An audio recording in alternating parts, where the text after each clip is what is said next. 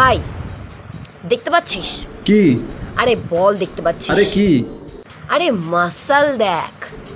তুই জিম করছিস কতদিন ধরে? পুরো 3 দিন। জানিস এক্সারসাইজটা না রেগুলার বেসিসে করা উচিত। সপ্তাহে 5 দিন তো মিনিমাম যাওয়াই উচিত। তুই কতদিন যাস? আমার তো 3 দিনের বেশি হয় না। তুই কবে গেছিস লাস্ট? আমি কেন আগের সপ্তাহে তো গেলাম, আবার আজকে যাব।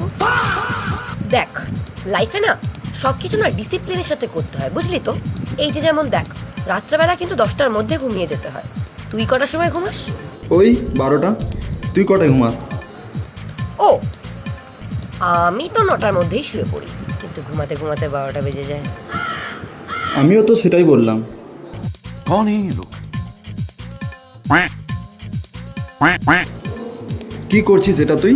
আরে এক্সারসাইজ, সব সময় এক্সারসাইজ করতে হয়, তাহলে বডি ফিট অ্যান্ড ফ্লেক্সিবল থাকে। উফ ও বাবা কোমরটা কি ব্যথা করছে। এ ভাই একটুখানি কাঁধে নিয়ে আয় রে। এখান থেকে। খাবার দাবারটা জানিস তো সব সময় না অনেক কিছু বুঝে শুনে খেতে হয়। তেল কম খেতে হয়, ময়দা কম খেতে হয়, অনেক কিছু ব্যাপার আছে জানিস তো।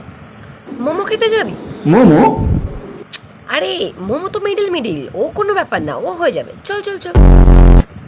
তুই জানিস কালকে আমি জিমে না পুরো 10 কিলো পাওয়ার লিফট করেছি। 10 কেজি? তুই জানিস ওই যে রডটা থাকে ওই রডটাই 12 কেজির হয়, ইভেন 12.5 কেজি। তাহলে তো আমার পাওয়ার অনেক বেড়ে গেছে ভাই। এবার তো আমি তোকেও তুলে নেবো, চল দাঁড়া। तुम मेरा राग है आजा साथ साथ निभा जा साथ।